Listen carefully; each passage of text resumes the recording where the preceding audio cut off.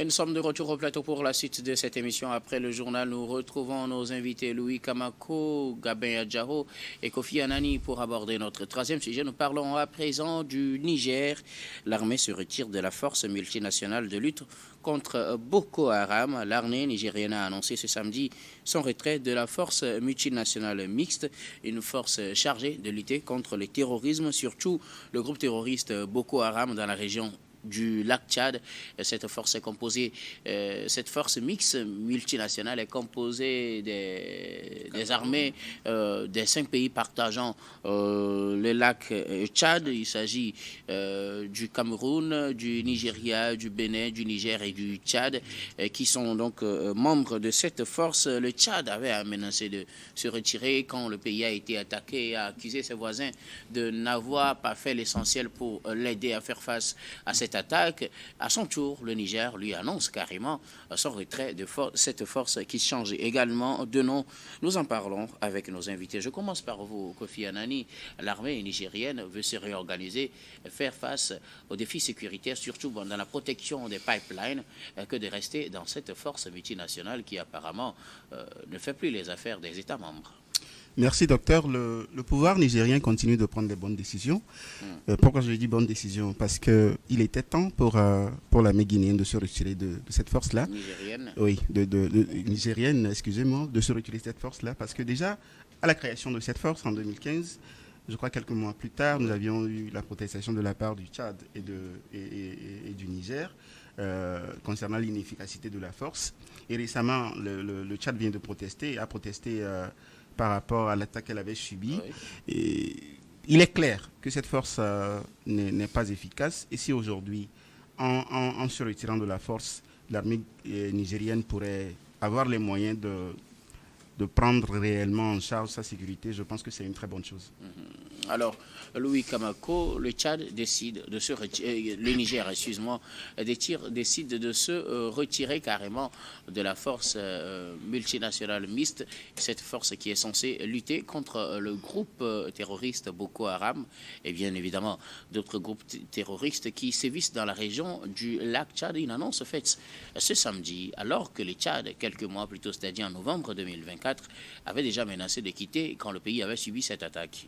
Oui, justement, pour moi, cette décision, on l'a attendue depuis très longtemps parce que cette décision aurait pu être prise depuis. Parce qu'aujourd'hui, d'abord, quand vous voyez dans la sous-région, il y a ce groupe-là qu'on appelle le G5 Sahel. Le G5 Sahel, à un moment donné, s'est disloqué après que les militaires sont venus au pouvoir au Niger, au Mali, au Burkina Faso. Donc, il n'existait que de nom, en fait, une telle force. Et donc, cette décision que les autorités nigériennes viennent d'officialiser, justement, témoigne à juste titre de leur volonté, en fait, de refonder ou bien de reconstruire l'armée nigériane. Ils sont dans la refondation ou bien dans la reconstruction de l'armée nigériane. C'est une armée qui veut se réorganiser pour faire face, en fait, aux attaques terroristes dont ils sont victimes au quotidien. Donc vous avez un groupe qui a été entretenu ou un groupe qui était en première loge lorsque Mohamed Bazoum ou bien Issifou Mohamed était au pouvoir. Donc ceux qui sont là s'inscrivent en quelque chose dans une logique de rupture dans la lutte contre les attaques terroristes. Donc c'est de bonne loi justement qui décide justement de se retirer d'une force multinationale. Et à côté de cela, vous allez justement noter qu'aujourd'hui, militairement ou bien sur le plan sécuritaire, le Niger a d'autres alliés, des alliés qui dépassent ou bien il y a d'autres partenaires, pas seulement sur le sol africain. Aujourd'hui, le pays mise beaucoup sur la Russie, en fait, pour ne citer que ce pays-là. Et donc, à côté, dans la sous-région, le Niger fait partie aujourd'hui de l'Alliance des États du Sahel. Ces pays-là coordonnent ou bien, en fait, convergent les génésies justement dans la lutte contre les attaques terroristes. Donc, à un moment donné, ils ont compris qu'ils ne peuvent pas justement continuer par rester dans les alliances qui en réalité ne produisent pas de résultats. Alors, donc, quand vous parlez par exemple de l'AES et de la mise en commun des énergies pour lutter contre le terrorisme, On sait que la région du lac Tchad est carrément à l'est du Niger, donc à l'autre bout, alors que le Niger fait frontière avec le Burkina et le Mali du côté ouest. Est-ce que compter sur l'AES pour venir intervenir dans l'est, ce ne serait pas trop? Ce n'était pas mieux quand même de rester dans cette alliance et peut-être chercher à l'améliorer, à améliorer ce qui ne va pas, pour pouvoir bénéficier de l'intervention, s'il le fallait, des autres pays comme le Tchad, le Nigeria, le Cameroun, le Bénin? Non, mais je crois que géopolitiquement, ce n'est pas le lieu de crime qui importe aujourd'hui. Quand vous voyez la charte de l'Ictaco Gourma, c'est-à-dire que ça stipule que peu importe en fait les attaques ont lieu, les pays doivent intervenir. Donc la raison ou bien la géopolitique... Moi je parle de l'efficacité en matière de temps mètre et tout. Oui, l'efficacité, parce que ça fait très longtemps que les dirigeants nigériens ont rompu avec ces éléments ou bien avec les partenaires qui composent la force multinationale. Ils s'inscrivent plutôt, ou bien leurs actions se convergent plutôt vers nos amis du Mali et du Burkina Faso. Ça veut dire que là-bas, il y a un travail collégial qui est fait, il y a un travail de fond qui est fait, qui fait que les pays seront justement à bout, devenus à bout de toutes les attaques. Donc là-bas, la dynamique est enclenchée, la dynamique elle est nouvelle. Et donc les uns les autres savent que de façon concertée, peu importe l'endroit ou le lieu où les attaques se produisent, ils vont justement parvenir à l'éradiquer. Donc c'est pour ça qu'ils ont justement compris que, comme je le disais tout à l'heure, ils ont compris que cette force à un moment donné ne servait plus à rien et que c'est une force sur laquelle se sont misés les anciens présidents nigériens. Il va justement à un moment donné se démarquer d'elle pour se converger ou bien pour s'inscrire dans une dynamique nouvelle. Et comme je l'ai dit, la raison principale, fondamentale, c'est qu'aujourd'hui le Niger a d'autres partenaires militaires et le premier, ou bien la raison peut-être fondamentale, c'est que le Niger s'inscrit aujourd'hui dans une dynamique unitaire avec le Burkina Faso et le Mali. Merci beaucoup. À vous, Louis Kabako. Alors, Gabin Adjaro, le Niger annonce son retrait de la force multinationale mixte. Cette force est censée lutter contre les groupes terroristes, notamment Boko Haram, dans la région du lac Tchad. Oui, vous savez, pour moi, c'est un peu triste. C'est un peu triste ce retrait du Niger parce que je ne pense pas que ça soit la meilleure solution. Si aujourd'hui on évoque la faiblesse de cette force-là ou bien l'échec de cette force, c'est parce que le Niger aussi a sa part de responsabilité parce que faisant partie des piliers même de la création de cette force. La meilleure des choses, c'est d'arriver à améliorer les relations entre les pays d'abord et aussi essayer d'améliorer la FMM parce que un groupe n'est efficace que par ceux-là qui l'animent. Si ceux-là qui l'animent sont véritablement efficaces et ont la volonté de pouvoir faire avancer les choses, je pense que ce groupe-là sera efficace. Mais à chaque moment qu'il y aura un problème, on décide de quitter une organisation qui pourtant on a bien pensé avant de créer et on a jugé quand même que c'est très bien de créer cette organisation-là.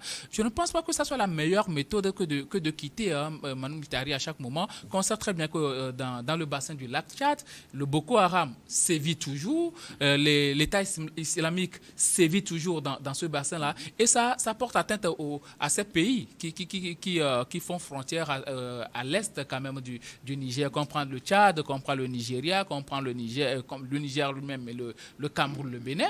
Donc, à un moment donné, je pense que c'est une question d'organisation qui pose problème. Et il y a une question de coordination aussi. Pour moi, c'est ça le véritable problème. Parce que quand on voit la revendication du Tchad, après l'attaque qui a fait 40 morts, 40 militaires morts tchadiens, je pense que c'est parce qu'il y a un problème de coordination, il n'y a pas véritablement d'échange entre les différentes bases militaires de ces 5 pays-là. C'est ça qui a posé le problème. Et ajouté à cela, on peut parler du fait qu'il y a des tensions entre les pays. Heureusement qu'aujourd'hui, cette tension-là, les choses sont en train d'être améliorées. La tension entre le Niger et le Bénin, le Niger et le Nigeria, ainsi de suite. Aujourd'hui, ces pays-là continuent par coopérer ensemble. La coopération économique, ça continue. Ça veut dire que sur le plan stratégique, militaire et même géopolitique, on peut s'asseoir ensemble et discuter. Aujourd'hui, même si le Niger a une alliance avec le Mali et le Burkina Faso, ces pays-là aussi sont confrontés à des guerres internes, c'est-à-dire le terrorisme. Donc, c'est pourquoi ils pensent à une force mutuelle, une force de 5000 personnes qui va pouvoir aider à lutter contre le terrorisme. Mais ça va être très difficile que ces forces-là se déplacent jusqu'à l'ouest des frontières du Niger pour protéger le Niger quand ces groupes-là vont sévir. La meilleure des choses à faire, c'est de faire en sorte qu'il y ait une bonne coordination entre les différentes armées de ces 5 pays-là qui composent quand même la FMM pour que tout puisse aller bien. Mais quitter le groupe, quitter cette organisation-là et dire que non, nous-mêmes, on va aller nous organiser seuls pour pouvoir faire face à cela, ça va être très, très, très compliqué. Parce que c'est grâce à cette mutualisation de forces-là, d'ailleurs, on a bien jugé que seul, on ne peut pas faire face à ces groupes, raison pour laquelle on a créé ces forces. Mais si aujourd'hui, du jour au lendemain, on décide que non, cette groupe-là, ou bien cette force n'est plus puissante, n'a pas la force nécessaire pour lutter contre les groupes-là qui sont en train de sévir dans le lac Tchad. Écoutez, ce n'est pas seul qu'on peut arriver à gagner cette guerre-là. Plutôt apporter des solutions pour améliorer les choses, les échanges d'informations, la coordination, la synchronisation de tout. Je pense que ça va pouvoir aider ces pays-là à gagner beaucoup plus parce que ce n'est pas seulement le Niger, mais tous les autres pays ont intérêt à ce que ces groupes-là puissent être anéantis. Je pense que c'est la meilleure des choses. Mais quitter, je ne pense pas que ça soit la meilleure solution aujourd'hui qu'adopte Tiani et son gouvernement. Merci beaucoup. Mais moi, je veux juste ajouter quelque chose. Ça dit, ce qu'on ignore souvent, c'est que parfois ces groupes-là sont infiltrés. Hein. Les groupes sont infiltrés. Et donc, le renseignement s'avère indispensable dans ces cas de figure. C'est vrai que les autorités nigériennes ne le disent pas tout de suite. Je ne veux pas spéculer. Mais je crois que ce retrait-là aussi aurait pu être lié peut-être à des informations selon lesquelles ce groupe serait infiltré. Donc, ce n'est pas un départ le groupe est infiltré par qui? Mais moi, je ne saurais le dire. De toutes les manières, le Niger combat. Le Niger est dans une guerre. C'est une supposition, puisque cela n'a pas été dit officiellement. C'est pour dire que, comme tu l'as dit, ce n'est pas un départ hasardeux, en fait. Merci. Ça veut dire peut-être je l'ai toujours dit, les 30 services de secondes. renseignement ont fait comprendre en fait aux autorités nigérianes que le groupe est infiltré et qu'il va falloir justement se démarquer de cela. Je l'ai toujours dit. Oui. Et je vais encore le répéter. J'ai toujours prôné une unicité d'action de lutte contre le terrorisme, le djihadisme en Afrique de l'Ouest. Donc, quand on prône une solution unitaire, je ne pense pas que ça soit la meilleure des choses. Il faut aller ensemble, en rang serré, contre l'ennemi. Merci beaucoup. Alors, Kofi, ce que je voulais savoir, ce retrait est plutôt dans une logique de retrait, de redisposition ou bien de réorganisation, puisque l'information fait état d'une réorganisation afin de protéger plutôt les installations pétrolières, les pipelines qui sont souvent attaqués par des groupes rebelles. Et le communiqué fait aussi état d'une situation sécuritaire qui serait en tout cas stable, maîtrisée depuis ces derniers 72 heures, mais c'est suffisant pour démobiliser les forces d'une partie pour les repositionner carrément au nord pour sécuriser les pipelines. Merci, docteur. Je viens de dire tout à l'heure que c'était une très bonne décision qu'a prise le gouvernement nigérien parce qu'il y a des aspects qu'on ignore dans cette situation. Au départ, même cette force-là, pour moi, elle était mal partie parce que l'armée la plus importante de cette force, c'est l'armée du Nigeria. Et le Nigeria à lui seul n'arrivait pas à faire face à la menace de Boko Haram qui avait commencé sur son territoire. Oui. Et la deuxième question, c'est ce que moi je ne sais pas. Quelle est l'armée qui coiffe la force multinationale? En tout cas, le siège se trouve au Tchad. Au Tchad. Et le Tchad, dès 2015, avait émis des réserves face à l'efficacité, quant à l'efficacité de cette force-là. Et la raison évoquée en 2015, c'était le fait que le Nigeria ne soit pas en mesure de contenir la menace Boko Haram sur son territoire. Alors si ceux-là que vous avez mis en charge de la gestion de cette force-là ont commencé par mettre des réserves, je pense que c'est quelque chose de très important. La troisième chose, c'est quoi? Nous avions récemment eu, dans la foulée de la sortie du Niger de de la CEDEAO, nous avions eu des tensions entre le Nigeria et le Bénin. Or que le Nigeria et le Bénin font partie de cette force-là. Est-ce qu'il est possible aujourd'hui, à l'heure actuelle, de pouvoir, comme le dit Gabin, réorganiser cette force? Le Gabin disait tout à l'heure que la situation est en train de se décanter. Je ne sais pas où on en est exactement, mais... Exactement, on ne sait pas. Que, ce n'est plus aussi tendu que ça l'était au début, mais est suffisant pour garder la confiance. Je ne pense pas que ce soit suffisant. Ce que fait le gouvernement nigérien aujourd'hui, c'est d'avoir les moyens de se réorganiser sur le plan sécuritaire. Grosso modo, il n'y a plus de confiance, il faut quitter le jeu, aller se réorganiser tout seul. Tout à fait, il n'y a plus de confiance. Il est important pour le gouvernement nigérien de pouvoir avoir la main totalement mise sur son Mais son en programme attendant de se sécuritaire. réorganiser, on fait quoi pour ces groupes-là qui vont sévir? Il appartient à tout le monde. Écoutez, vous quittez une organisation qui est censée protéger vos frontières, vous laissez maintenant les groupes disant que moi vous allez vous réorganiser. Vous laissez une poche de conflit pour dire que vous allez protéger vos pipelines. Est-ce qu'elle était en mesure de protéger jusque-là?